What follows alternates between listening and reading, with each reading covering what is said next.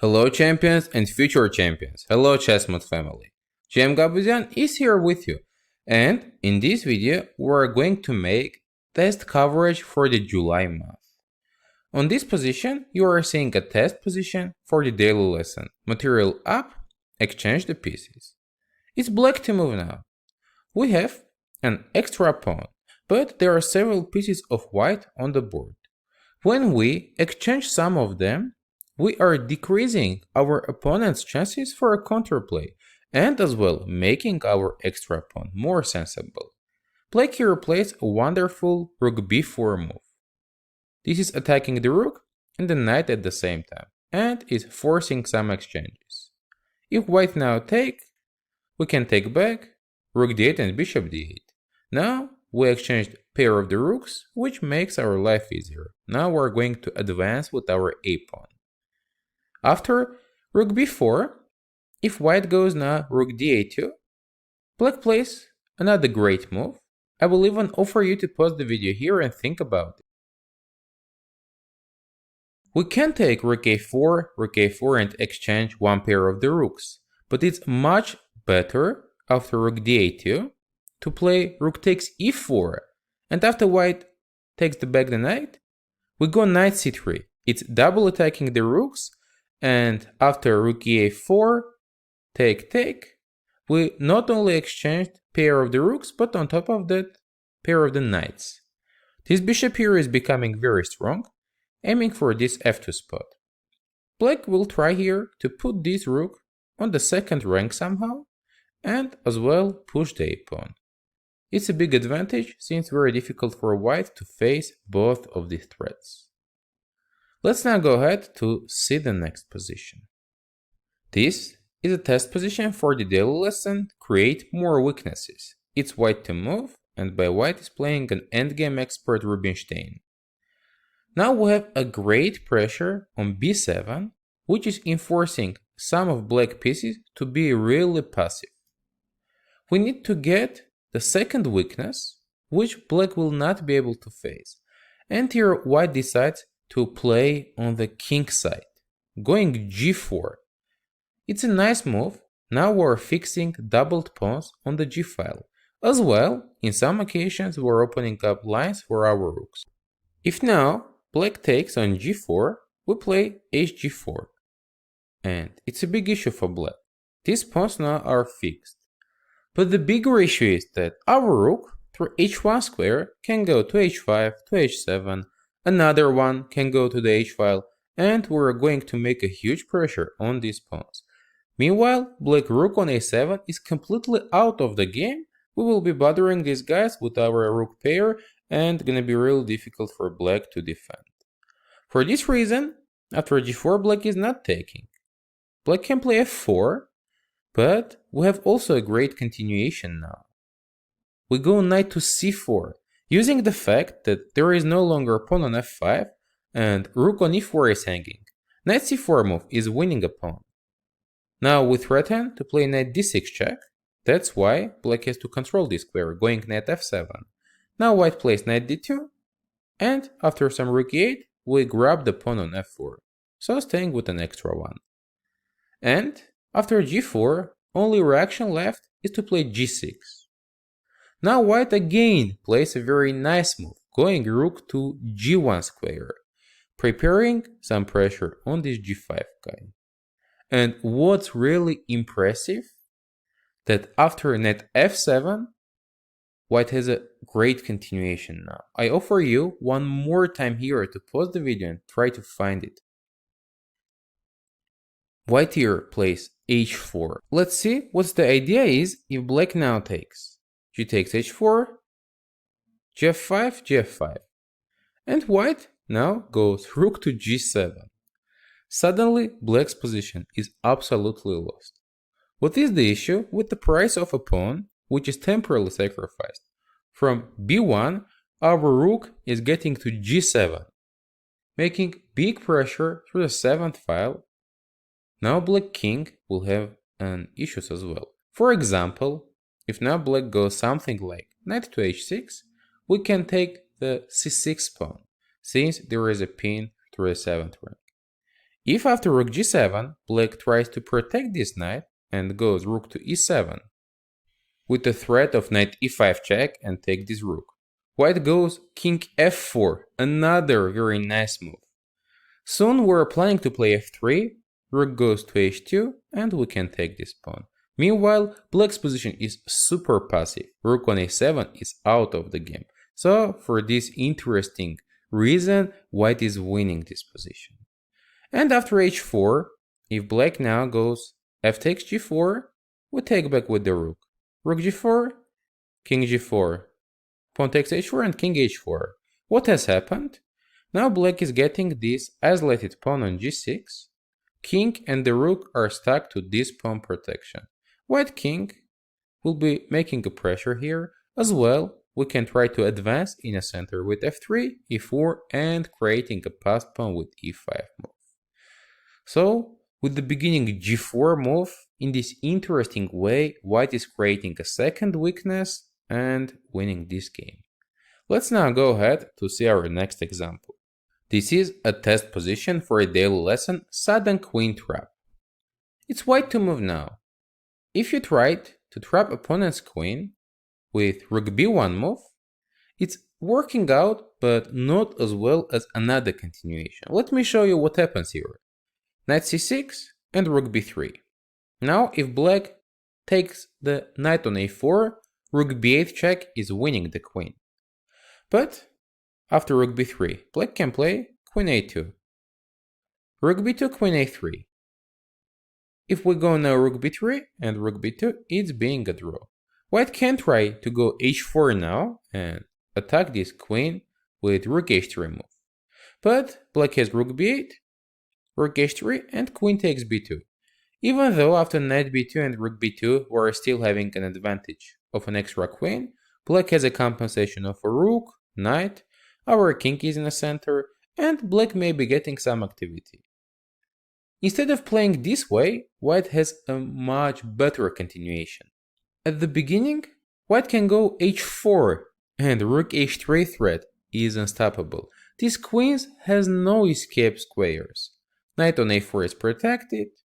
Only way to go d5 in order after rook h3 to play queen d6. But we're not going to allow this.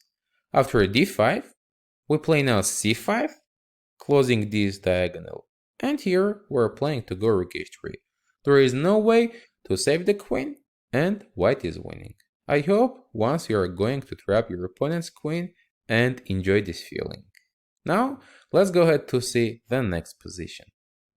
This is a test position for the daily lesson. Flank attack, open the center. What was the logic of this daily? When your opponent is pushing at this side of the board, we are trying to break through the center. Here black plays g5 move, trying to open up the g-file and attack our king. Logically, we need to break the center, and white plays now e5. Pawn takes, f takes e5 and queen e5. What has happened now? We opened up the e-file, black king is staying in the center. Now, short castle is not gonna be a very safe option as well. These pawns are too much advanced. After bishop f3, white's getting a very nice game. Pawn on c6 is under attack. We can be playing knight a3, knight c4, or knight d2, knight c4. As well, let me mention that after queen e5, knight d2 right away is a little better. If bishop d2, we play queen takes d2. Next move, rook a1, and all of our pieces are in the game. Meanwhile, black king will be feeling very bad at any corner of the board.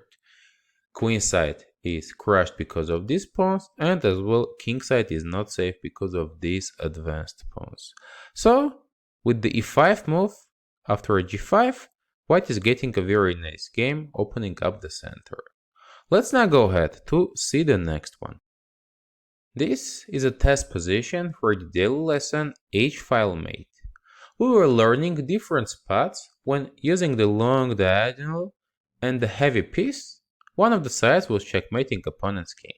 But this time there is a knight on g2, which is an obstacle for us. We need to get rid of it, and we're ready even to give away our queen. Black plays queen h4, threatening rook h1 checkmate. There is no way to avoid it. But white has to take, and this doesn't make any sense. We are opening up this long diagonal and checkmating with rook h1. So you had such a nice puzzle for your homework this time. Let's go ahead to see the next position. This is a test for the daily lesson, weak pawn on b2 and b7.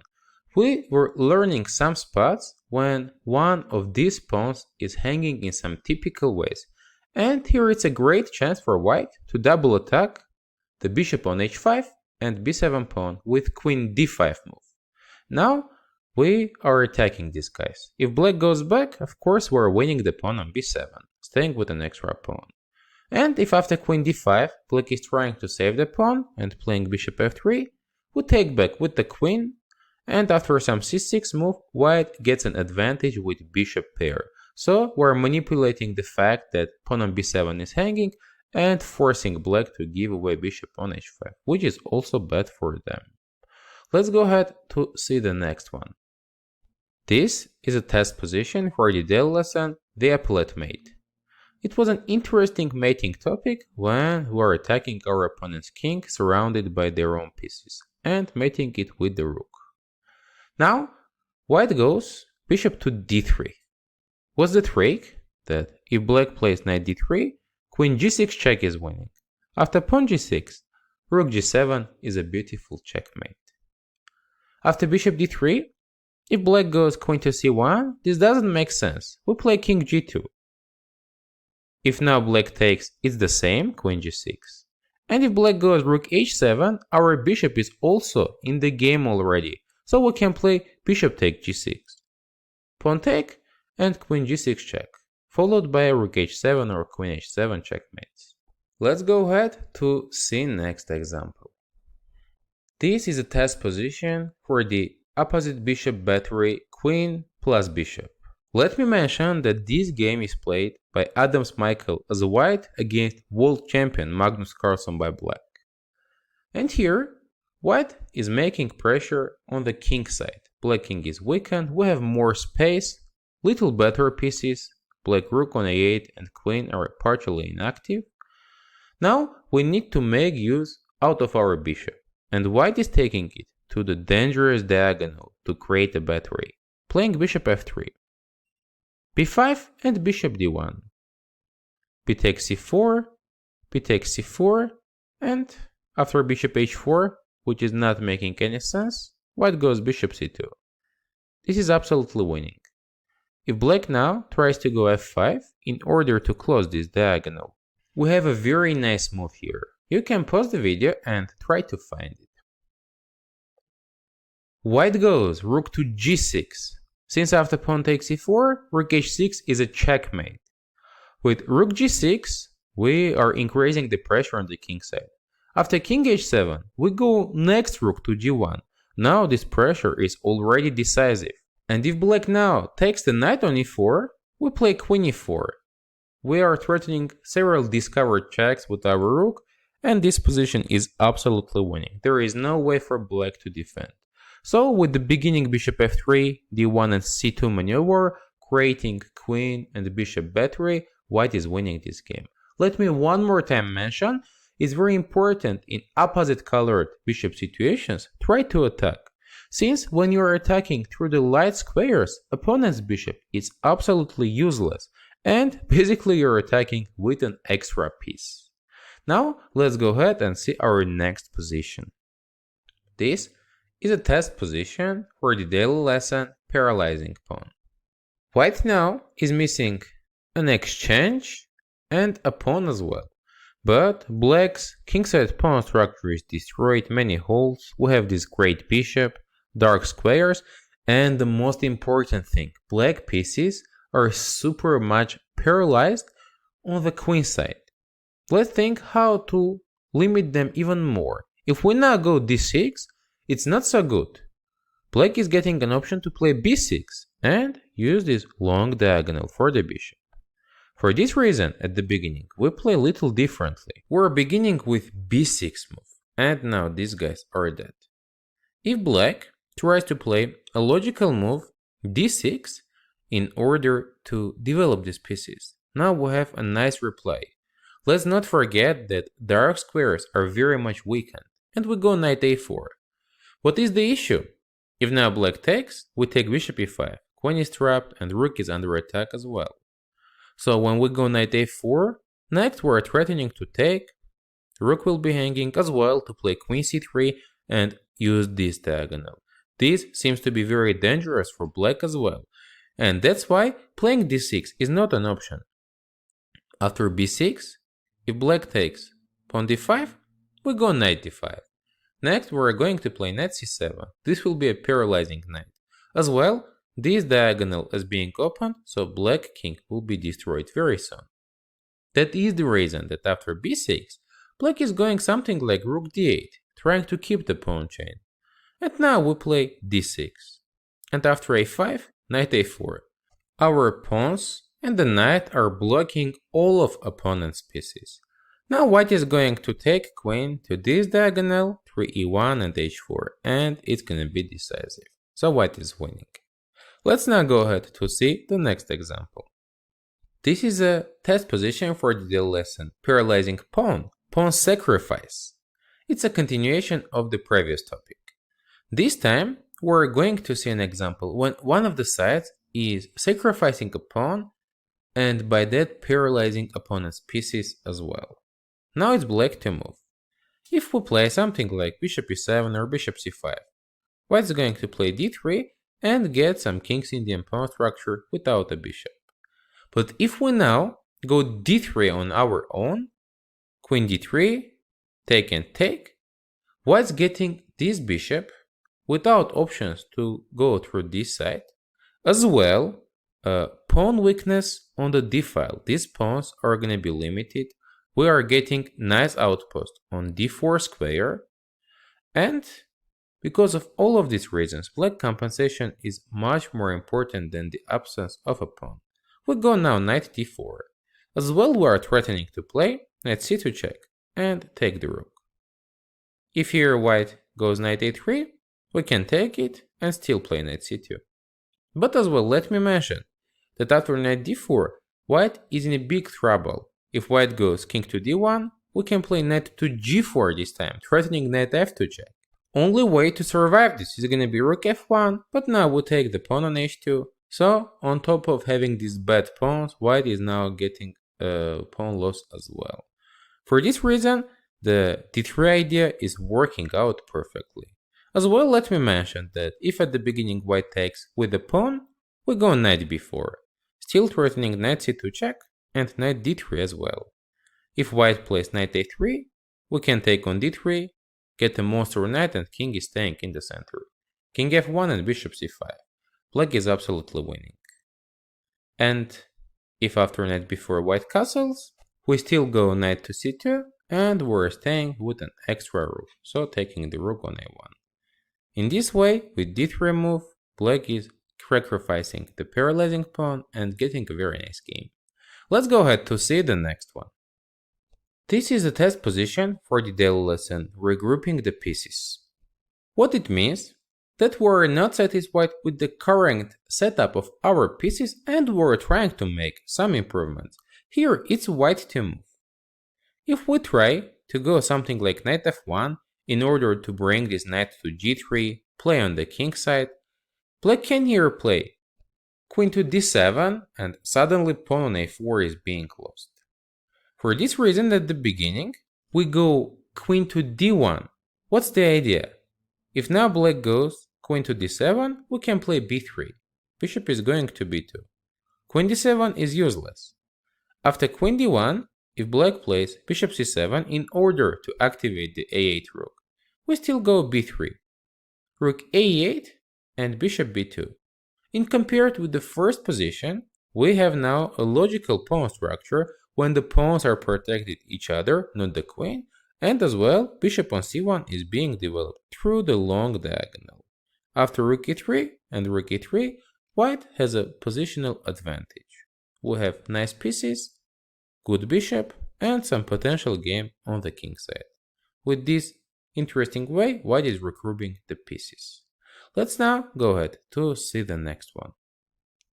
This is a test position for the daily lesson Killer Tactical Pattern with Bishop a3 or Bishop a6. It's gonna be the same. Oh, I'm sorry, I suddenly said the first move of this position. Yes, you are right, white goes Bishop a6 and we're destroying black's queen side. If black take on a6, we play queen c6 check, later on taking a8 rook. After Bishop a6, if black goes long castle, we have a nice queen takes c6 move as well, using the fact that there is a pin here. So the only move is pawn takes a6, we play queen a6 check, king b8 and winning bishop on b4 with queen b5. It's not working for black as well. After bishop a6, if black goes knight g7, we take the pawn on b7, later on taking the knight on c6 as well. After bishop a6, if rook b8, we can take bishop b7, again winning. So many continuations, but we can see that in all scenarios this bishop a6 is a very strong move. And what has happened in this game, black played bishop c3, pawn c3, queen e5. But actually, after bishop b7, it's still absolutely lost. The thing is that queen c3 check, king e2 and queen a1 is not working, we play queen c6, king f8, and instead of taking the rook now, we're even taking a queen with bishop h3 check. And as well, after king e2, if black goes knight to e7, seems like the knight is protected. We go bishop to d2. Queen is stuck to this knight's protection. It can go to f6 or c5, it's the same, since after one of these moves, we are taking the rook on a8. And white again is winning. So with bishop a6 move, white is instantly destroying opponent's position. Let's now go ahead to see the next one. This is a test position for the daily lesson Killer Tactical Pattern with Bishop h3. It's also very similar to the previous one. Now it's black to move, and we need to decide how to play here as black. We are noticing a good fact that our knight on e5 is having option to fork this queen with f3 square. But what's the issue? That this square is now protected with the pawn on g2. Conclusion is obvious. We go bishop h3, trying to distract g2 pawn's attention. Of course white cannot take, as we are winning with knight f3 check. As well, after bishop h3, something like rook g1 is not an option. I will offer you to pause the video and think about it. If you are playing bishop g2, rook g2 and knight f3, it's not so bad, but there is much stronger continuation. After rook g1, black is able to checkmate with knight f3 check, pawn f3, and queen g1 sudden checkmate is coming. We use the fact that rook on e8 is pinning this knight and knight g1 is not an option. That's why, after bishop h3, white has few available options. If white goes f4, we can play bishop g2, pawn take e5 and rook e5. Now the rook on h1 is gonna be lost. White cannot go to g1 because we are taking with a checkmate as you have seen previously. And after bishop f1, take and rook f1, black's winning with rook f5 check, king g2 and rook f2 check. This king is gonna be checkmated. After king h1, queen d6 is winning. Queen h2 is unstoppable. If white moves the knight to cover it, we're taking the queen. That's why after rook f2, white can't try to go king to h3, but same queen d6 is here. And after king h1, queen d7 is the last move. King h4 is being checkmated with queen g4, and as well king g3 is losing due to knight e4 check. So after bishop h3, f4 move is not an option as well, and white's going the only move which is king f1. Here we're using the fact that our killer bishop is pinning this pawn on g2, and we can take on the f3 square. If white plays queen c3, rook e3 is the decisive move again. Rook to d3, bishop g2, king g2, and we're winning with rook e2 check. King f3 is being checkmated because of queen f2, and after rook e2 check, if white goes king to h3, this position is absolutely lost. We play knight g5 check, and after king h4, we go rook e4 check. Let's see a few exciting checkmates here. If king to g5, we have rook g4 checkmate. Unfortunately, white cannot be taking back and using this pin since king cannot stay under a check. This is a little joke. And after rook e4 check, if white goes king to g3, how are we checkmating here, guys? That's right, again rook g4. What's the funny thing? This move is mating because knight is taking squares on h3 and f3, this knight is protecting the rook, and queen is taking care of this f2 square. So it's a very beautiful checkmate. After knight f3 in this position, instead of going queen to c3, white can try also queen f4, but this doesn't make sense. We play knight to g4, threatening queen f2 checkmate. It means white has to take queen f3, and now we're winning with knight e3 check. King e1 and bishop g2. Bishop h3 idea is being very successful. Now we managed to take on g2 with a tempo attacking some heavy pieces. Queen f2, bishop h1, black has an extra exchange, and white king is in the center. This is absolutely winning. We have seen another example when nice killer tactical pattern is working out very well. Let's go ahead to see our next example. This is a test position for the daily lesson, way not to play active. The last move of black was pawn to e5.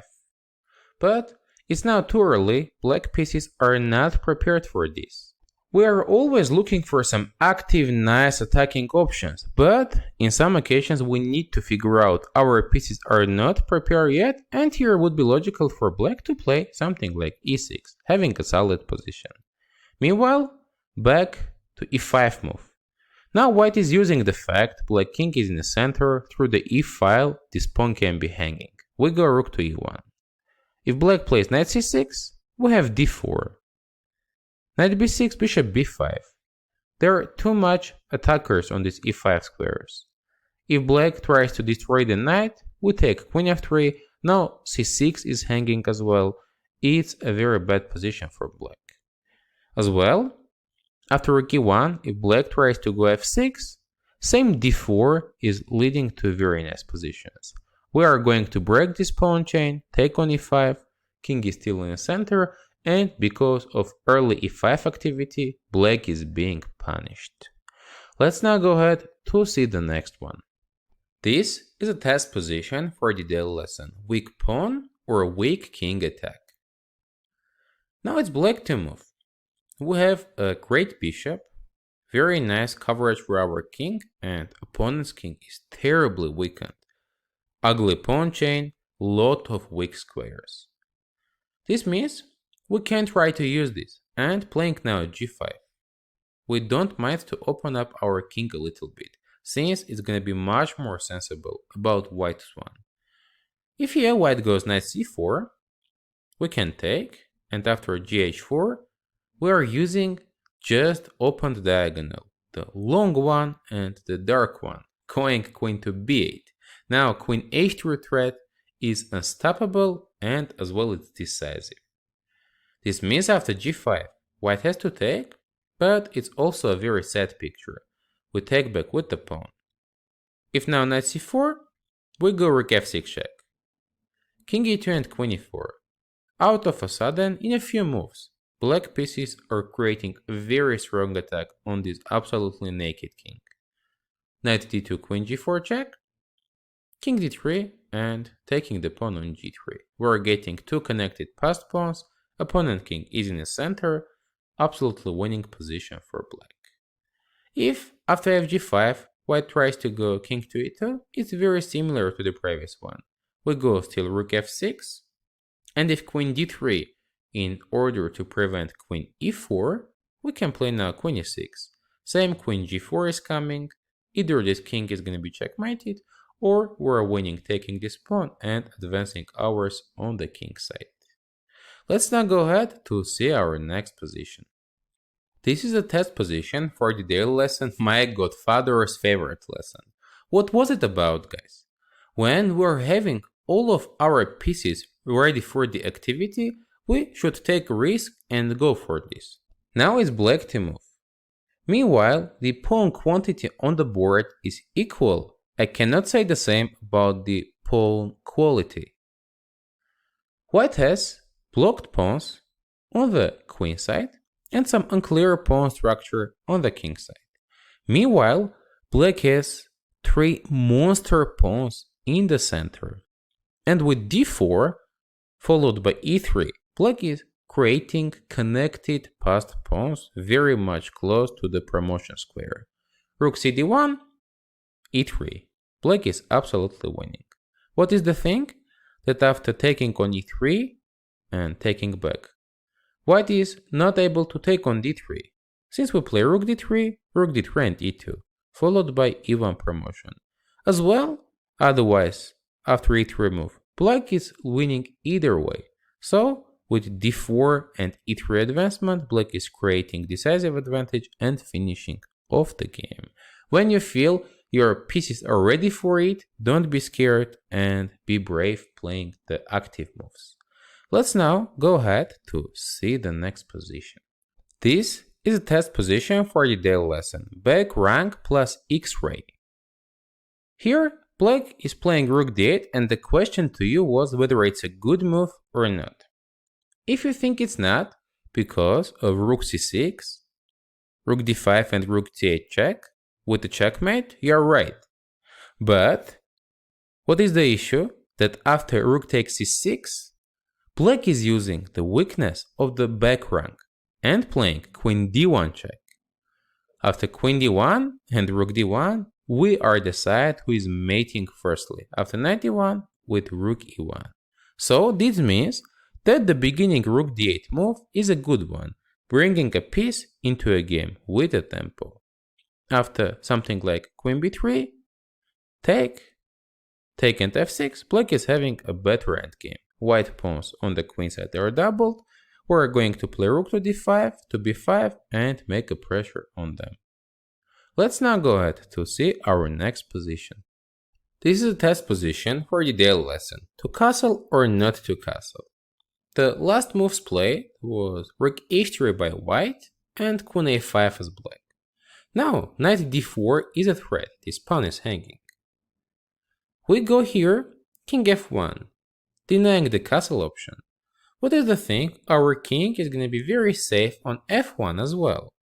Our rook is already used for the kingside attack. When we go to g3 and use the g file, it's gonna be very dangerous. So, we're avoiding a castle and going for this attack. Here if black plays h6, we just can't ignore this move.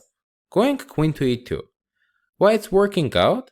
As after takes and pawn g5, we are having queen h5 threat once this knight is leaving the square on f6. For example, if knight e4, we can go queen to h5 and black is being mated. This means that h6 move is a waste of a time. And after king f1, in the game black tried to play b5. Now going a3, stopping before advancement. And after queen b6, rook goes to g3. We are creating different threats through the g file. Black is in a danger. If now going king to h8, there is a nice tactic available. You can pause the video and think how to continue here as a white. We just have too many pieces next to the king, and knight h7 is working. Knight h7, bishop takes, and king h7. Queen h5 check, and king g8. Here white plays bishop h6, and threats like rook g7 are unstoppable. Now we're thinking about g6, which is just postponing a checkmate for a few moves. We can play knight g6, pawn takes, and rook g6 check. And after bishop g6 and queen g6, white is eventually checkmating. King h8 and queen g7. That's how we destroyed our opponent's king. After rook g3, running away is not an option, but g6 doesn't make a lot of sense as well. We're now playing h5, trying to weaken this g6 square after taking, and as well opening the h file. And if here black plays knight h5, Once again, I offer you to pause the video and think how to play here as white. There is a very beautiful queen takes h5 move. After gh5, knight gf7 check is mating. Black king has nowhere to go. Bishop g5 is the only move, and after rook g5, white is winning. So, keeping king in a center can be dangerous, but not for us, for our opponent's king. So now, let's go ahead to see our next example. This is a test position for the daily lesson, throwing a bomb. It's white to move now, and there is a very beautiful continuation. Black is preventing checkmate through f6 square with the queen. As well, 8th rank is controlled by the queen and the rook at the same time. So we need to interrupt this coordination.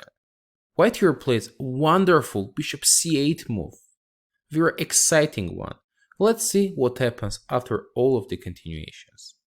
If now, black plays queen g5, which is a logical move, in order to trade off the queens. We're logically making checkmating 1 with rook a8.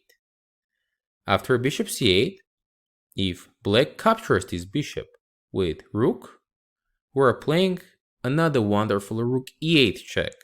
We got rid of our bishop, and now we're breaking coordination of the queen controlling f6 square. After queen e8, we play queen f6 check, followed by queen g7 checkmate. After bishop c8, the same checkmate happens if black takes the bishop on c8 with the queen, so it's not an option as well. And the last move available for black not to get checkmated instantly is to play queen f8 now.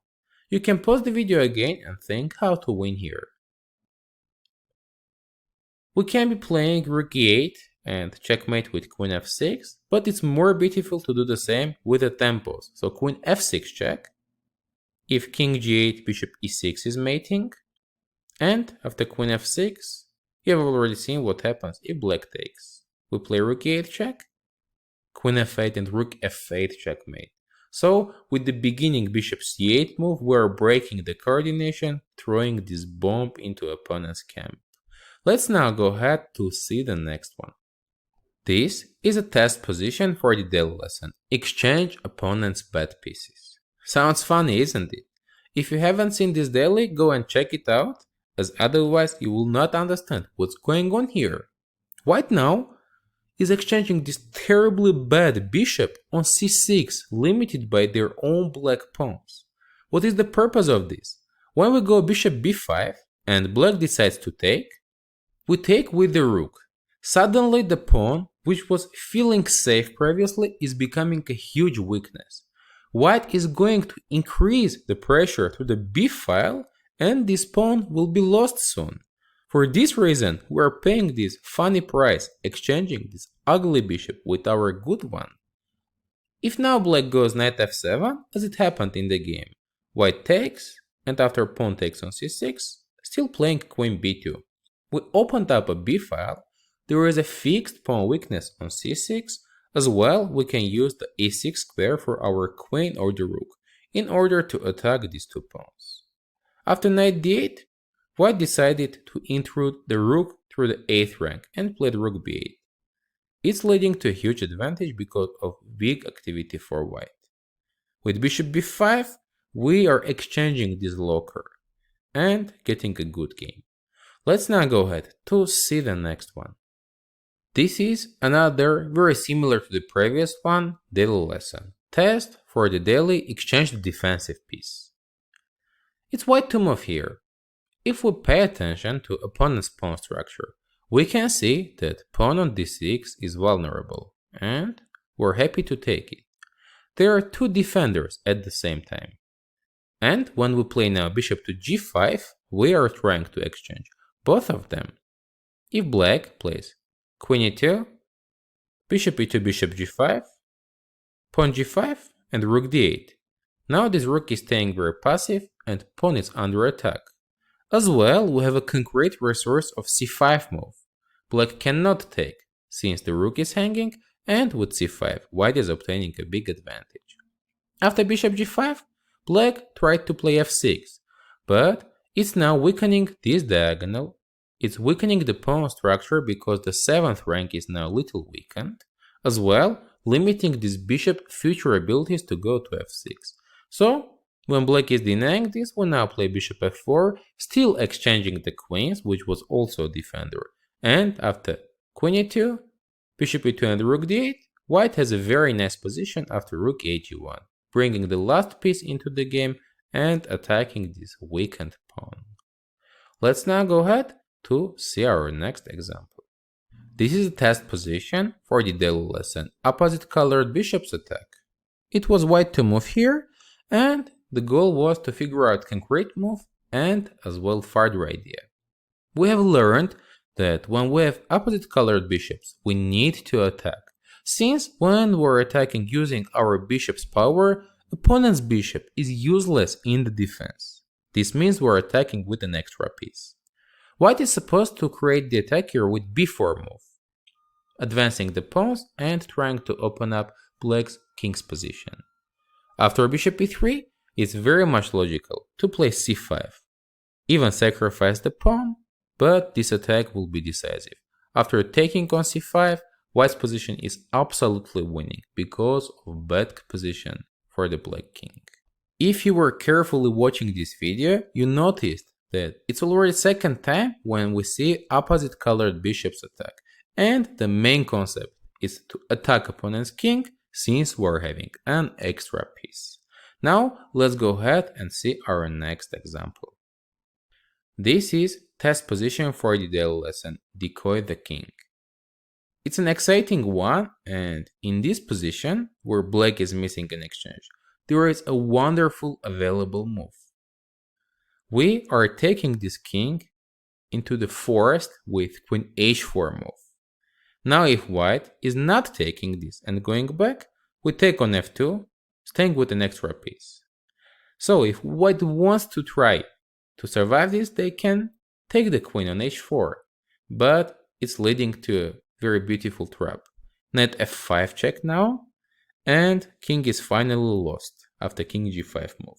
King is paralyzed now, and any check except of f6 is gonna be a checkmate. So let's do it, why not? Let's play knight f8 with unstoppable knight h7, very beautiful checkmate.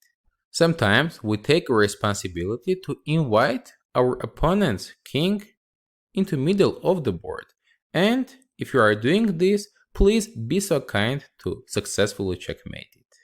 Now let's go ahead to see our next position. This is a test for the daily lesson Unstoppable Pawn. When watching this daily, we have seen several examples when pawn is trying to be advanced and as well it's using attack on the knight. What I am talking about you will see in a few seconds. White here plays bishop f6 check. It's not a blunder. We know that now Black takes knight f6 and queen is protected. And this is our idea. After taking on e8 and knight e8, White plays d7. We at the same time are attacking the knight and threatening to promote through e8 square, as well going to promote through d8. There is no way to stop this pawn and White is winning.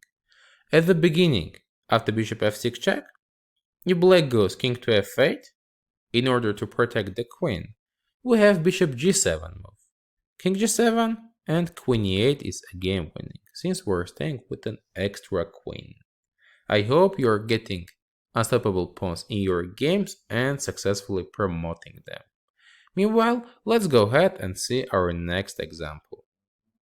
This is a test position for the daily lesson, playing against a weak pawn. What do we need to do? We need to attack and take the weakness.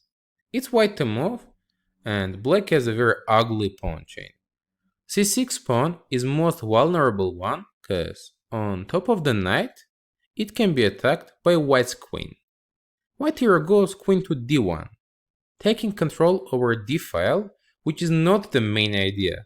The main one is to go queen a4 and take this pawn. And what is the funny thing that this idea is absolutely unstoppable. Black played here in the game queen e6 and resigned after queen a4. Now we're taking on c6 and getting a winning fast pawn on c5. Let's now go ahead to see the next example. This is a test for the daily flank push with a4 a5 or h4 h5. It's white turn of playing, and we can notice that black has not a bad pawn chain on the queen side.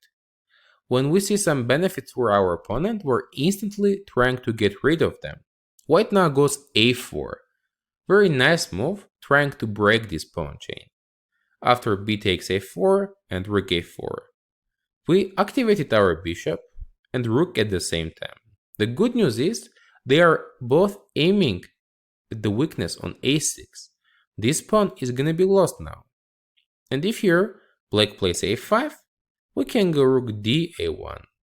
Now pawn on a5 is a weakness.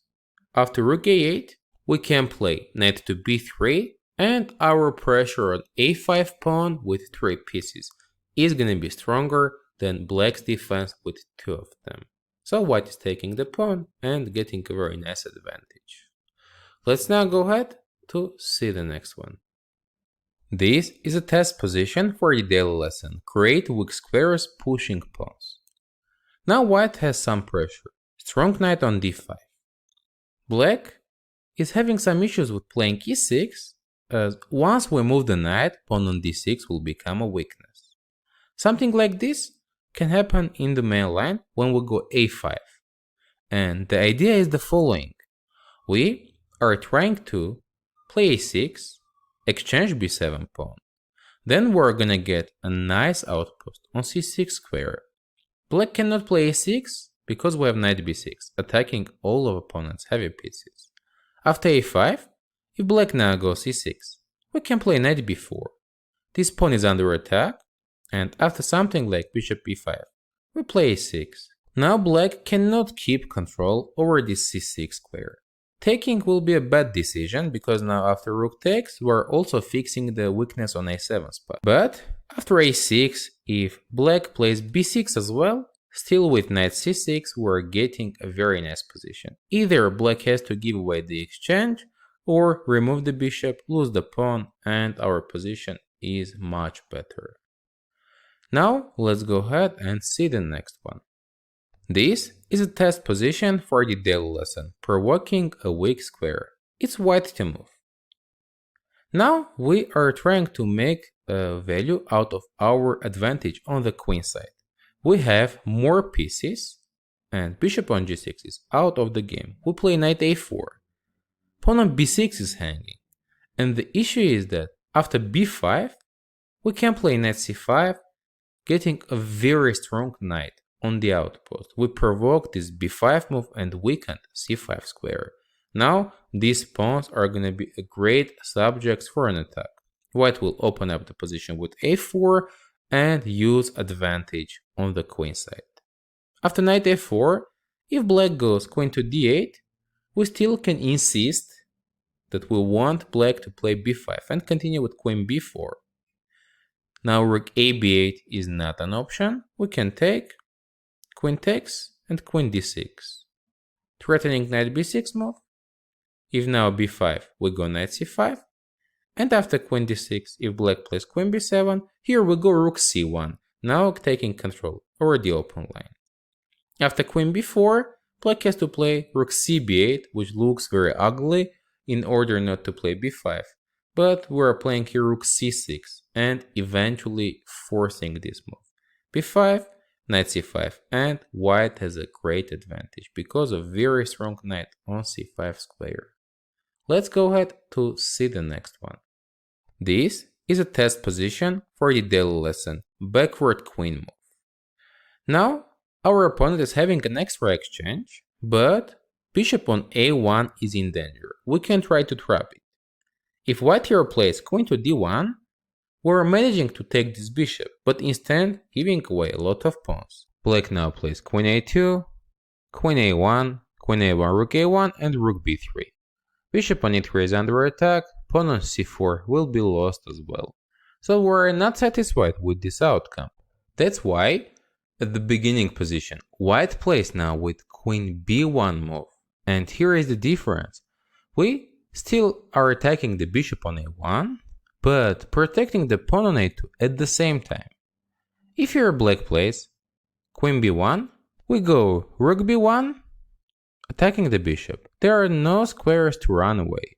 If black plays here f5, in order to attack our knight and go back, we keep the pressure with knight g5 move, attacking the second bishop at this moment. So still we're on time to take black bishops and keep our pawn chain successfully. As well, after queen b1, if black goes bishop c4, we take queen a1 and rook a1. After something like bishop f7, we can also take the pawn on a7 square, getting 2 pieces for the rook, which is great for white. Now let's go ahead to see our next example. This is a test position for the daily lesson Happy Bishop. It's white to move.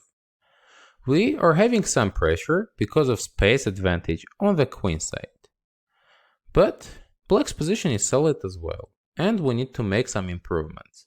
The most inactive piece is bishop on g2, so white plays h4 and is planning to improve this bishop with bishop h3 move. Going to this diagonal will allow white to increase the pressure and get a better position. This was the solution for this test. Let's now go ahead and see the next one. This one is a test for the daily lesson 2 bishops versus exchange. Now it's white to move, and we need again to improve our bishops. Here white goes bishop to e5. Meanwhile bishop on this h2b8 diagonal is not doing much. Here it's gonna be much stronger, aiming for the king, protecting pawn on c3 and staying very well on d4, nice outpost. After king g6, king b1 queen e7 as it was played in the game.